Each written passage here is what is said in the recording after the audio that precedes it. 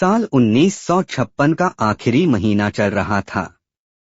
दिल्ली की सर्दी अपने चरम पर थी।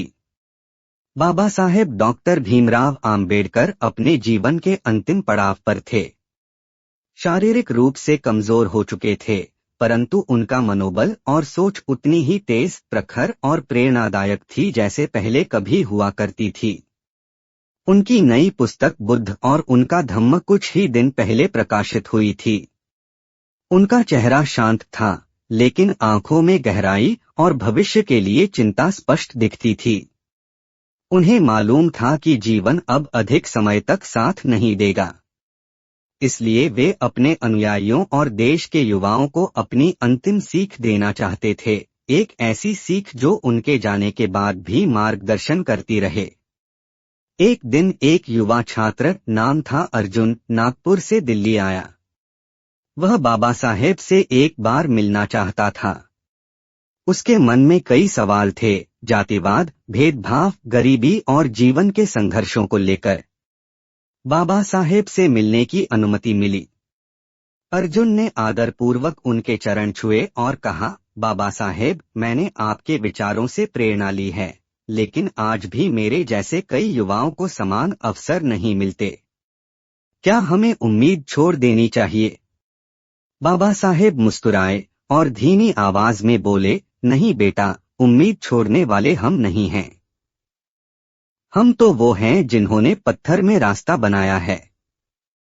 बाबा साहेब ने अर्जुन से कहा, मैं तुम्हें अपनी अंतिम सीख देना चाहता हूँ। ये वही बातें हैं जिन्हें मैंने जीवन भर जिया और जिन्हें मैं चाहता हूँ कि तुम जैसे युवा भी अपनाएं। याद रखना 3 बातें हमेशा जीवन में। 1. शिक्षित बनो, शिक्षा तुम्हारा सबसे बड़ा हथियार है। अगर तुम्हारे पास शिक्षा है तो दुनिया की कोई ताकत तुम्हें झुका नहीं सकती। मैंने खुद शून्य से शुरू किया, लेकिन पढ़ाई ने मुझे वो हिम्मत दी कि मैं अंग्रेजों और समाज के अन्याय के खिलाफ खड़ा हो सका। 2. संगठित रहो, अकेला व्यक्ति लड़ सकता है, पर जीत तभी होती है जब लोग एकजुट होते हैं। संगठित होकर समाज में परिवर्तन लाना आसान होता है। जब तुम संगठित होते हो तो तुम्हारी आवाज बुलंद होती है और तुम्हें नजरअंदाज नहीं किया जा सकता। 3. संघर्ष करो, बदलाव मांगने से नहीं, संघर्ष करने से आता है। अगर अन्याय के खिलाफ खड़े नहीं होगे तो ये समाज तुम्हें दबाता रहेगा।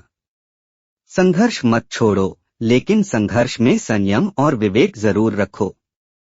फिर बाबा साहेब रुके, पानी पिया और बोले, लेकिन अर्जुन, इन 3 बातों के साथ एक चौथी बात भी है, आत्मसम्मान। अगर कोई तुम्हें नीचा दिखाता है तो चुप मत बैठो। अपने आत्मसम्मान के लिए लड़ो। मैं चाहता हूं कि तुम सिर्फ डॉक्टर, इंजीनियर या अफसर ही मत बनो, इंसान बनो, वो इंसान जो खुद के लिए खड़ा हो सके और दूसरों की भी आवाज बने। बाबा साहेब की आंखें थोड़ी नम हो गईं। उन्होंने कहा, अर्जुन, मैंने संविधान बनाया, पर मैं जानता हूं कि संविधान तब तक जीवित नहीं रहेगा जब तक तुम लोग उसके लिए लड़ते नहीं। मैं तुम्हें अंतिम बार कहता हूं, अपनी मेहनत और शिक्षा के दम पर दुनिया को बदल दो। मैं चला जाऊंगा, लेकिन मेरी सोच और मेरे विचार तब तक जीवित रहेंगे जब तक तुम उन्हें अपने जीवन में उतारोगे। अर्जुन भावुक हो गया। उसने बाबा साहेब का हाथ थामा और कहा, बाबा साहेब, मैं वादा करता हूं, आपकी ये अंतिम सीख हर युवा तक पहुंचाऊंगा। हम आपके अधूरे सपनों को पूरा करेंगे। बाबा साहेब की विदाई 6 दिसंबर 1956 की सुबह एक दुखद समाचार आया। बाबा साहेब इस दुनिया को अलविदा कह चुके थे, लेकिन वो युवा अर्जुन अब बदल चुका था। उसने अपने गांव लौटकर बच्चों को पढ़ाना शुरू किया। उसने अपने जैसे युवाओं को इकट्ठा किया, उन्हें शिक्षित किया और संगठित किया। धीरे धीरे गांव की तस्वीर बदलने लगी। और ये सिर्फ एक अर्जुन की कहानी नहीं थी, बल्कि लाखों युवाओं की, जो आज भी उस शिक्षा वाक्य को जीते हैं, शिक्षित बनो, संगठित रहो, संघर्ष करो और आत्मसम्मान से जियो। निष्कर्ष बाबा साहेब आम्बेडकर की आखिरी सीख सिर्फ शब्द नहीं थे, वो एक आंदोलन का बीज थे, जो आज भी समाज में बदलाव ला रहा है। उनके विचार आज भी उतने ही प्रासंगिक हैं जितने तब थे।